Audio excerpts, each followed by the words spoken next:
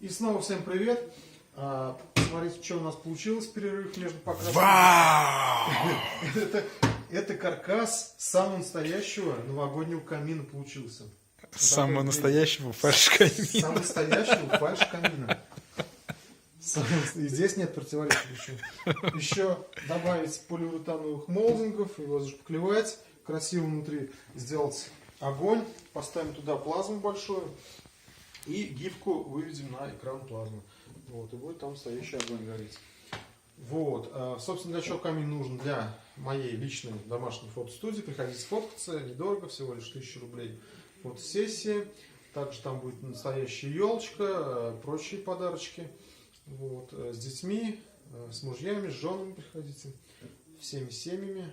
Вот, подписывайтесь на наш канал, ставьте лайки и смотрите дальнейшие видео.